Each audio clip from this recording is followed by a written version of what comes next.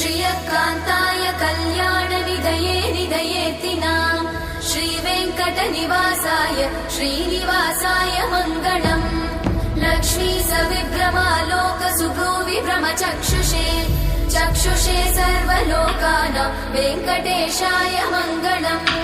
श्रीवेङ्कटाद्रिशृङ्गाग्रमङ्गलाभरणाङ्गये मङ्गलानां निवासाय श्रीनिवासाय मङ्गलम्।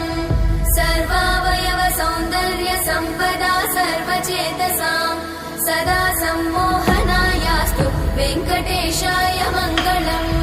नित्याय निरवध्याय सत्यानन्दचिदात्मने सर्वान्तरात्मने श्रीमद् वेङ्कटेशाय मङ्गलम्।